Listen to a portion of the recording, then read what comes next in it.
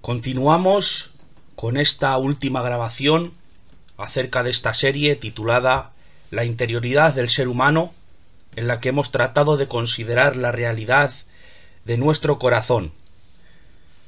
Haciendo un resumen de lo que venimos viendo desde la anterior grabación, decir que hemos podido ver un poco, muy por encima, el funcionamiento de las diferentes dimensiones de nuestro ser, como el yo, el superyo y el ello, y cómo se relacionan entre sí. Hemos podido ver que tenemos un serio problema, y por eso ahora toca continuar donde lo dejemos. El principal problema que tiene el ser humano para no ser sanado de su enfermo corazón es que no todo el mundo quiere admitir lo que la ley de Dios le muestra.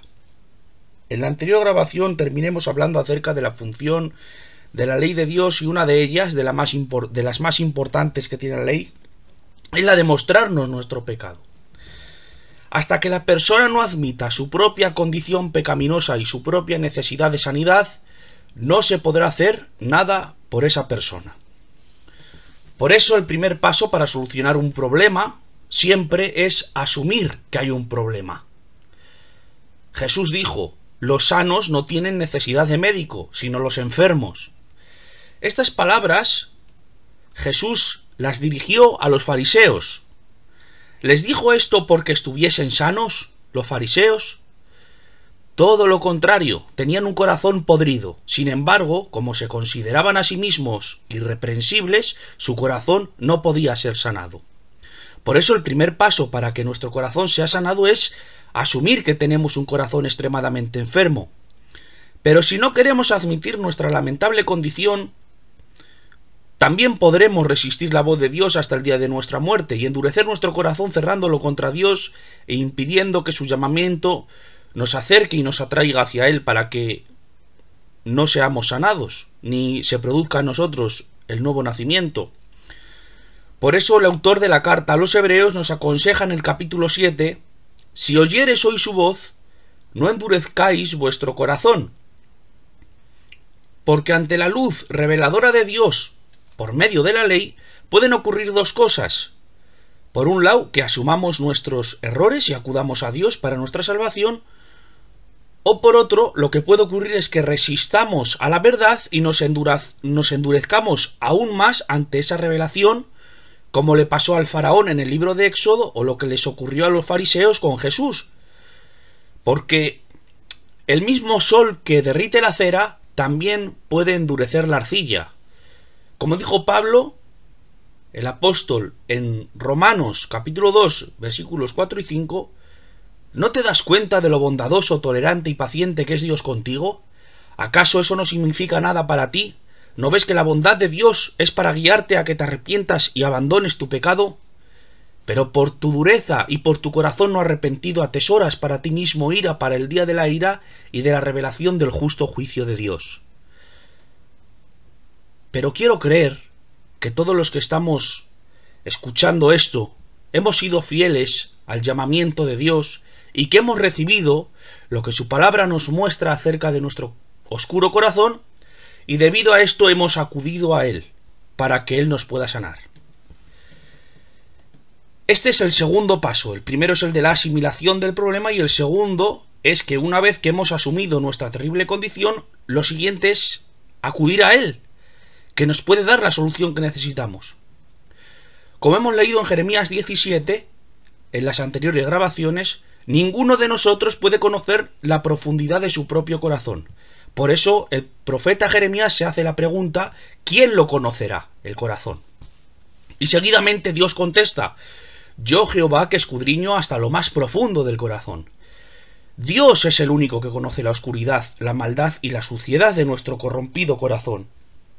Es entonces cuando Jeremías, al escuchar que Dios es el único que puede ver hasta la raíz del problema de su corazón, clama fervientemente en el versículo 14: sáname, oh Jehová, y seré sano, sálvame y seré salvo.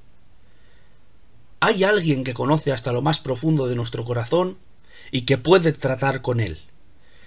Pero Dios es santo, y no tiene ninguna relación con la maldad ni con el pecado. Por lo tanto, ¿ya se querrá manchar las manos Dios con un corazón tan sucio como el del ser humano? Y Dios nos respondería en Proverbios capítulo 26, capítulo 23, versículo 26. Dame, hijo mío, tu corazón, y miren tus ojos por mis caminos. Dios no solamente tiene la solución a nuestro problema, sino que anhela darnos esa solución, coger nuestro corazón y transformarlo.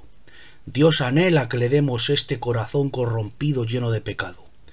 No quiere nada más ni nada menos de nosotros. Cualquier cosa que le demos que no sea nuestro corazón, no lo quiere. Él quiere que le demos todo lo que somos, por muy corrompidos que estemos. Si le entregamos nuestro sucio corazón a Dios, Él se encargará de cambiarlo de tal manera que nuestros ojos, como hemos leído, a partir de ese momento, mirarán por sus caminos. Cuando le entreguemos nuestro corazón a Dios, cuando rindamos todo nuestro ser a Él, Dios se encargará de transformarnos de tal manera que podremos ser capaces de habitar delante de su presencia con confianza. Dice la Biblia en el Salmo 24, ¿quién subirá al monte de Jehová y quién estará en su lugar santo? Y se contesta, el limpio de manos y puro de corazón. Jesús también dijo en su Sermón del Monte, bienaventurados los de limpio corazón, porque ellos verán a Dios. ¿Cómo nos está diciendo la Biblia que tiene que ser el corazón humano para que Dios nos admita? La Biblia nos dice en estos dos versículos que acabamos de leer que nuestro corazón tiene que ser limpio y puro para poder estar delante de la presencia del Señor. ¿Y cómo es nuestro corazón? ¿Es limpio y puro? ¿Cumple los requisitos para poder tener acceso a la presencia de Dios?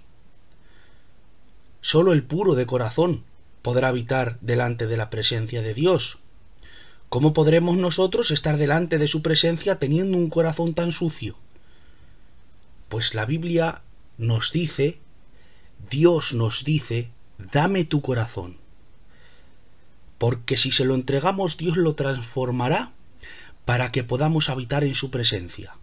Y Él pueda hacer morada dentro de nuestro propio corazón. ¿Y qué es lo que puede hacer Dios con este corazón irremediablemente enfermo? En la primera grabación hemos visto, en Jeremías 17:9, que se nos dice que este corazón no tiene remedio, es incurable. Esa es la traducción literal del versículo cuando se dice engañoso es el corazón más que todas las cosas, incurable. Aquí se nos está diciendo que no tiene remedio. ¿Cuál es la solución entonces? ¿Cuál es la solución para una persona que tiene un corazón tan enfermo que no tiene cura? ¿Qué se podría hacer con una persona que tiene una enfermedad en el corazón que le está llevando a la muerte y que no tiene cura ese corazón? ¿Qué se le hace? Pues la única solución para que la persona pueda seguir viviendo es un trasplante de corazón. Y la Biblia nos dice que Dios obrará un trasplante en nuestro corazón. Dice la palabra de Dios en el libro de Ezequiel capítulo 11 versículos 19 y 20. Y les daré un corazón, y un espíritu nuevo pondré dentro de ellos.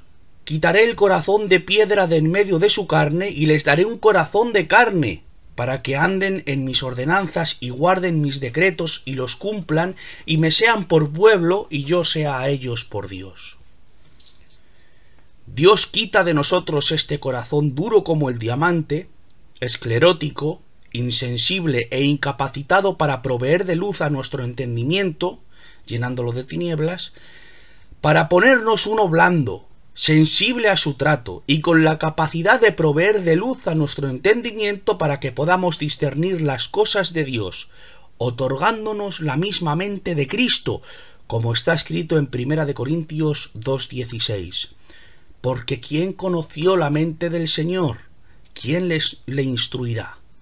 Mas nosotros tenemos la mente de Cristo, dice Pablo.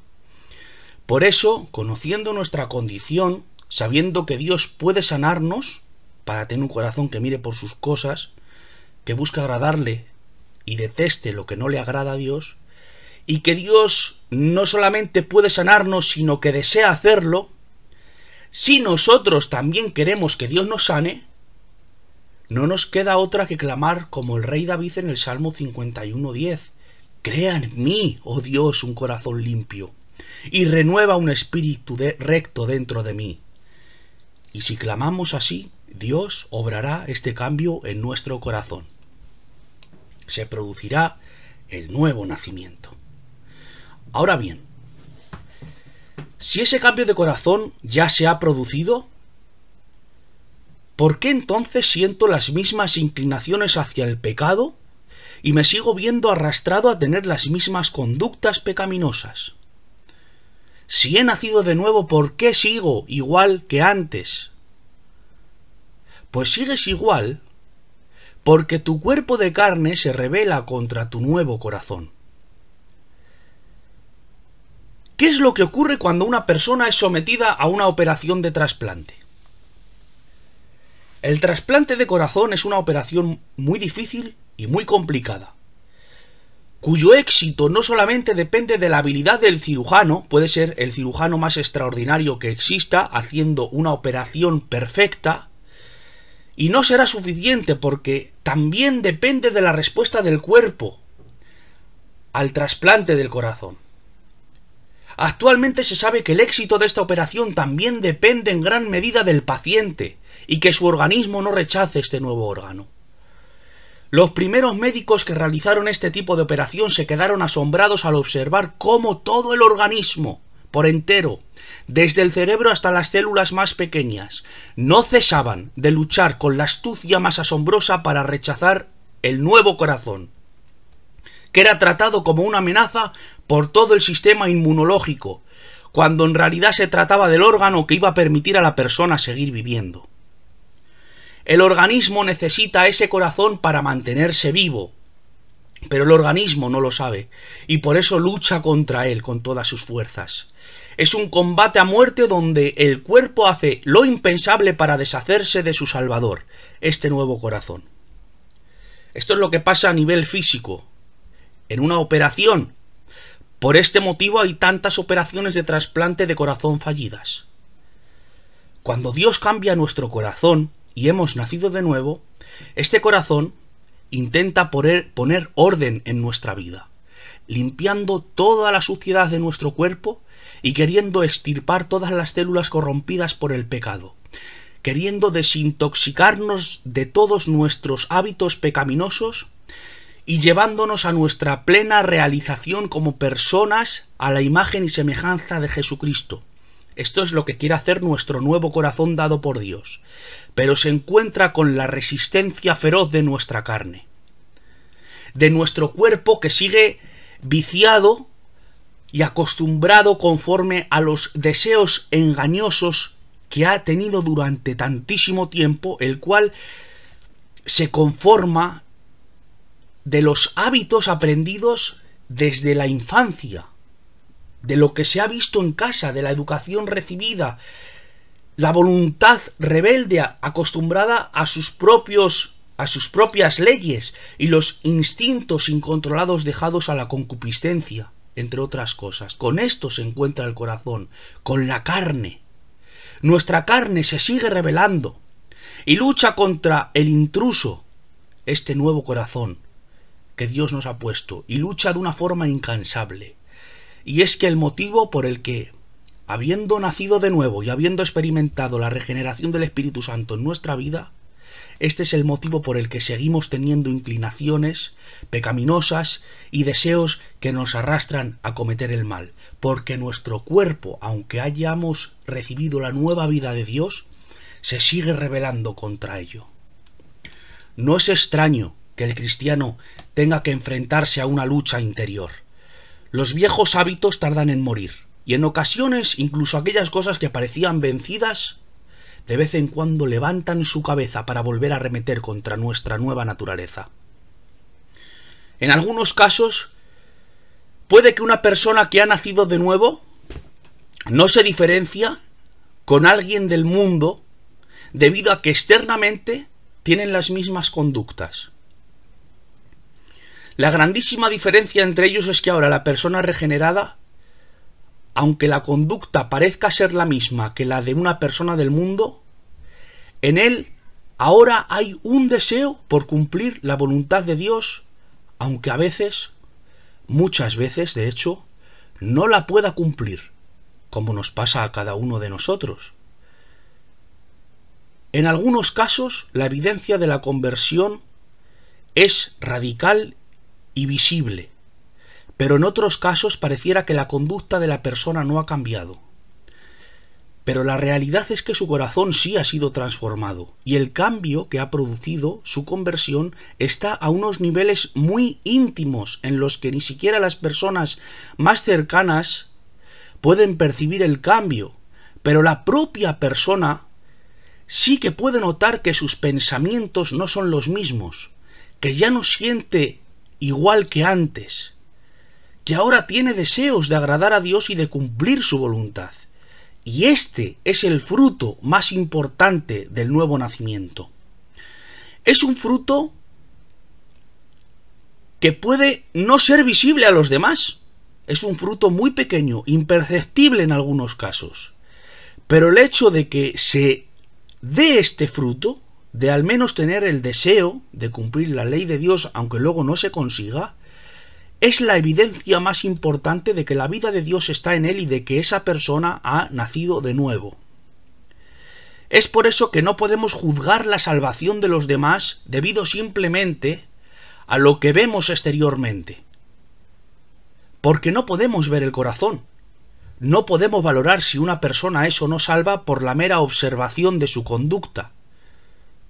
Yo creo que más bien se puede valorar si una persona ha nacido de nuevo o no, en base a si tiene deseo de agradar a Dios o no, aunque luego le resulte casi imposible cumplir ese deseo. Lo importante es que tiene ese deseo, y que en algunos casos, mediante un proceso muy lento, por eso nosotros tenemos que tener paciencia en cuanto al trato de Dios que está experimentando esta persona que se acaba de convertir, y no sentenciarla a la primera de cambio porque no vemos cambios evidentes en su conducta en un corto periodo de tiempo. Tenemos que tener paciencia con estas personas porque tarde o temprano, si es verdad que han nacido de nuevo, irán despojándose de aquellas cosas de sí mismo que sabe que no agradan a Dios, y habrá un progreso, y en algunos casos muy muy pequeño, pero lo habrá. Y ese es un deseo, el deseo de agradar a Dios que antes no tenía. Este es el cambio. Por lo tanto, es una evidencia de que la vida de Dios está en él. Que haya lucha, que haya una lucha en su interior, aunque la carne venza, pero que exista esa lucha, es la señal de que una persona es un hijo de Dios. Puede ser que todavía inmaduro, falto de crecimiento, un bebé en Cristo, pero de Dios, llamado a desarrollarse y a crecer. Y si pasan los años y la persona sigue sin superar ciertas cosas, sigue sin crecimiento y sin madurez, esa persona será como un niño que, pasado los años, tiene una enfermedad que le impide crecer como debería. Es un niño que está enfermo, que tiene un problema, pero que al fin y al cabo sigue siendo un hijo.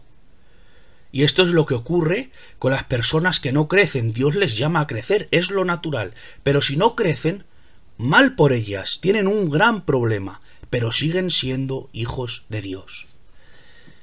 Esta lucha entre la carne y el espíritu que se produce en el corazón del hombre una vez que ha nacido de nuevo es lo que en psicología antes, en la otra grabación, en la anterior, en la segunda, hemos explicado de la lucha entre la dimensión del yo y del ello. Pero ya esto está a otros niveles, ya que el yo ha sido regenerado. Ahora el yo no reprime los deseos del ello simplemente porque son socialmente inaceptables, sino porque sabe que desagradan a Dios.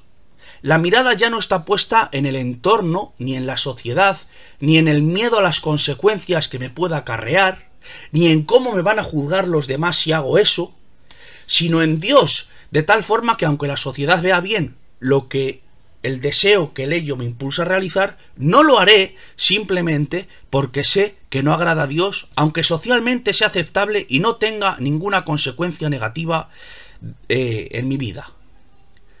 Simplemente no lo haré o intentaré suprimir esos deseos del ello, que la sociedad incluso puede ver bien, no lo haré porque sé que a Dios no le agrada. Y porque aunque lo haga, lo mismo termino haciéndolo porque el impulso del ello puede ser muy poderoso, aunque lo haga sin querer hacerlo, aunque la sociedad no me juzgue, yo me sentiré mal porque sé que he quebrantado la ley de Dios, aunque nadie lo sepa. Y esta es la evidencia de que alguien ha nacido de nuevo. Si no, no tendría estos sentimientos. No sé si os suena este discurso que estamos hablando acerca del conflicto que ocurre dentro de la persona, pero esto del conflicto que ocurre en la interioridad de la persona no solamente es la psicología la que habla de ello. Como hemos dicho desde el principio en la primera grabación, hay cosas que ya están declaradas en la Biblia que mucho tiempo después la ciencia se encargó de explicar. La psicología ha dado nombre a esto, pero Pablo ya hablaba de esta realidad mucho tiempo antes de que la psicología diera explicación a este funcionamiento de la interioridad de las personas.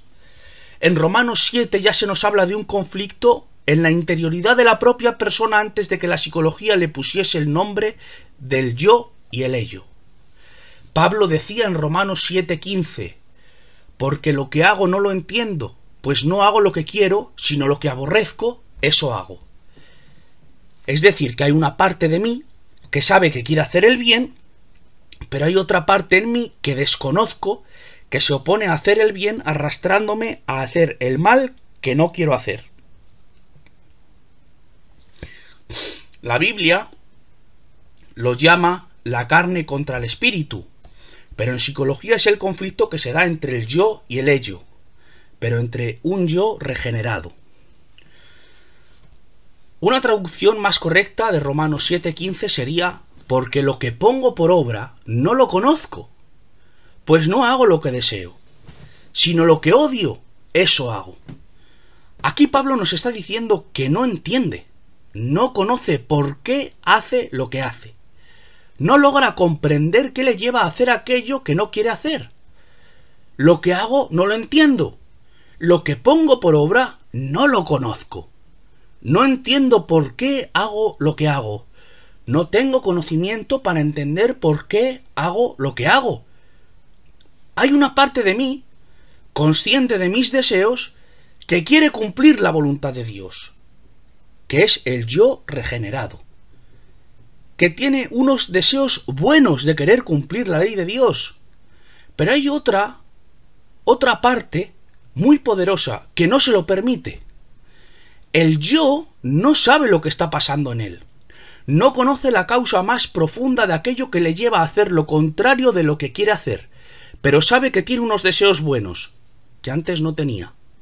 El deseo de agradar a Dios, el deseo de cumplir la voluntad de Dios y de acatar la ley de Dios. Eso es porque no puede, porque hay otra cosa en mí, el ello, de donde nacen unos deseos que se oponen a mis propios deseos. De ahí nace una conducta que se opone a lo que yo quiero que ocurra en mi vida. Yo quiero hacer algo y termino haciendo lo contrario de lo que yo quería. Yo tengo los deseos de cumplir la ley de Dios, pero hay un obrar en mí que no entiendo por qué obro contrariamente a lo que quiero y no entiendo las causas por las que, queriendo hacer lo bueno, termino haciendo lo malo. Juan de Valdés ilustra este pensamiento de esta manera. Es como si alguien te estuviese arrastrando de los pelos y tirándote para llevarte a hacer algo que tú no quieres hacer, pero que tiene más fuerza que tú y al final te vence. Esta parte siempre actúa con ventaja porque conoce todo de mí, conoce mis pensamientos y mis debilidades. Pero yo no conozco sus contenidos, ni sus pensamientos, ni sus motivaciones. No sé qué le mueve. ¿Qué le lleva a arrastrarme a hacer lo contrario de lo que deseo? Por eso lo que hago no lo entiendo, no lo conozco y termino haciendo lo que no quiero. Eso es porque el ello se ve impulsado por el principio del placer, que es muy poderoso.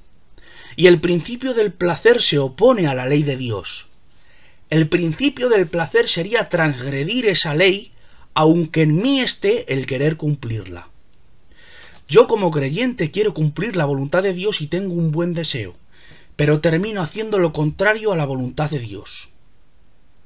Es decir, que en la esfera de mi intimidad, de la intimidad del hombre, en su propia interioridad más insondable y más profunda de lo que podemos comprender, se da una contradicción. Pero esta contradicción solo se da en aquellas personas que han nacido de nuevo, porque el Espíritu Santo obra en los niveles inconscientes de esa esfera de la intimidad del creyente. Por eso solo se puede encontrar en las personas que han nacido de nuevo este conflicto. Los que no han nacido de nuevo tendrán conflictos en cuanto a su... No, tendrán en cuenta solamente cómo lo ve la sociedad, pero no tendrán en cuenta a Dios.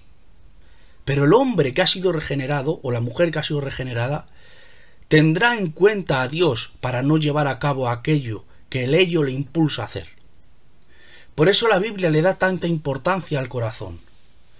El corazón es el lugar donde Dios se manifiesta al ser humano. Es el lugar de encuentro con Dios. Es donde se le da una respuesta positiva o negativa a la revelación de Dios. Y esa respuesta Dios la escudriña profundamente. Dios empieza trabajando con la propia interioridad del ser humano a unos niveles incognoscibles e imperceptibles, que no se pueden conocer ni percibir. En lo más profundo de nosotros, de nuestro ser, donde no podemos ser conscientes del trato que está realizando Dios, ahí es donde Dios empieza a trabajar sin que nos demos cuenta, en el núcleo, en lo más profundo de nuestro corazón. Con ese trato, desde lo más profundo del corazón, se va extendiendo, se va expandiendo ese trato y afectando a las partes más periféricas hasta llegar al yo, a la parte más externa de mí, a mi parte consciente, a lo que podemos pensar y sentir a nivel consciente. Y entonces empezamos a tener estas inquietudes espirituales. Dios empieza trabajando desde lo más interior de mi persona a unos niveles que ni yo puedo conocer ni sentir, y ese trato se va como extendiendo como una expansión, como una onda expansiva, se va extendiendo hasta la parte más externa de mí, que es mi yo, mi consciente. Y entonces empiezo a tener, sin saber por qué, inquietudes acerca de Dios. Y puede haber dos opciones a partir de ahora. Si la respuesta que le damos a esas inquietudes es negativa, si no queremos saber nada, si resistimos eso, nos estamos resistiendo a la atracción de Dios. Pero si la respuesta es positiva y nos dejamos seducir por su llamamiento, empezamos a sentir la repentina necesidad de tener un acercamiento a Dios, cuando por fin nos acercamos, nos rendimos a Él, confesamos nuestra lamentable condición y aceptamos su intervención en nuestro corazón, es cuando se produce este nuevo nacimiento. Porque a nivel consciente la parte más externa de mi ser ha aceptado la intervención de Dios en mi vida. Y ahora que la parte más externa de mi ser, de mi parte consciente, mi yo, le ha aceptado, empiezo a procurar vivir la vida de Dios educando a mi corazón para no permitir que los deseos y los impulsos del ello, de lo más profundo de mi corazón, me venzan, aunque en muchas ocasiones lo consiga. Pero poco a poco, al ser nutrido de su palabra, el yo irá consiguiendo que los deseos del ello sean cada vez menos poderosos para llevarme a hacer aquello que no quiero hacer. De esta forma, desde lo más profundo de nuestro ser, Dios trata con nosotros. Este trato se va extendiendo hasta la parte consciente de nuestro ser, hasta el yo, que es la parte más externa, Y cuando la parte consciente acepta a Dios, desde esa parte, ¡bum!,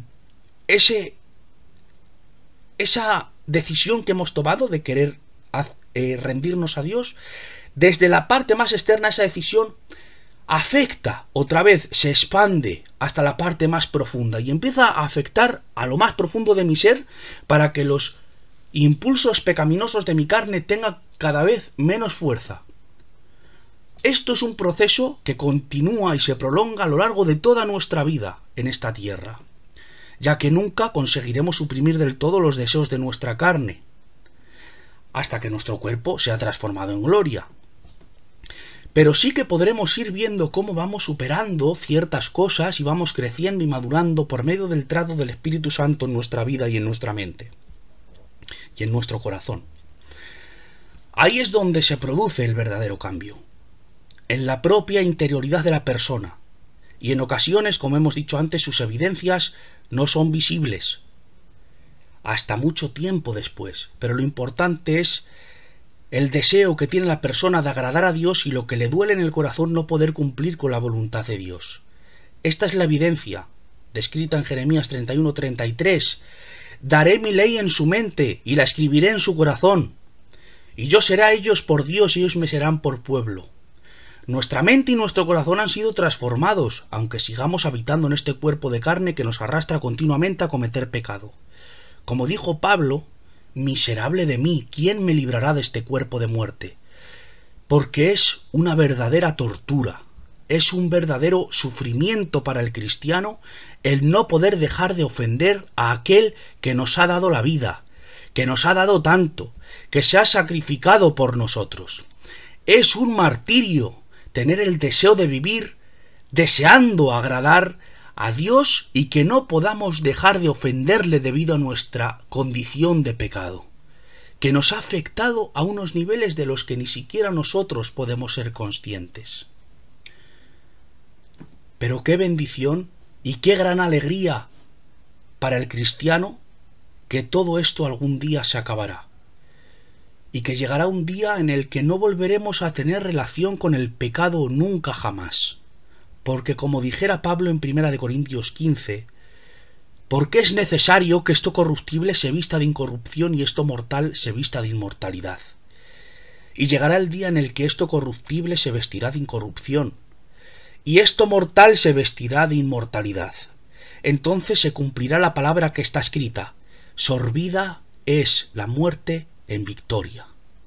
Dios transformará el cuerpo de la humillación nuestra para que sea semejante al cuerpo de la gloria suya, como dice en Filipenses 3:21. Pero aquí ya estaríamos hablando de la dimensión escatológica de nuestra salvación, o de lo que nos espera cuando lleguemos a la presencia del Señor, y eso da para otro tema. Hasta entonces, tenemos que seguir luchando esta batalla, luchando contra nosotros mismos y contra nuestro pecado, esperando con anhelo ese día, tal y como el apóstol Juan, anhelaba su venida diciendo: amén, ven Señor, ven pronto a por tu iglesia te espera. Y hasta aquí lo que he podido desarrollar con mi limitada capacidad y mis pocos estudios acerca del tema. Hasta aquí lo que he podido desarrollar acerca de este tema tan profundo, pero tan necesario a mi modo de ver. El tema de las profundidades del corazón de la persona. Espero de todo corazón que haya podido ser de provecho y de bendición. Que haya tenido la gracia de poder dar respuesta y explicación a algunas de las conductas que nos hacen sufrir, y que entendiendo el por qué nos comportamos así, nos sea más fácil para nosotros empezar a poner remedio para llegar a ser aquellas personas que Dios desea que seamos. Sin más, agradezco de corazón la paciencia que habéis tenido para escuchar esta serie, y que la paz de Dios llene cada uno de vuestros hogares. Que Dios os bendiga en todas las áreas de vuestra vida. Hasta otra, Dios mediante.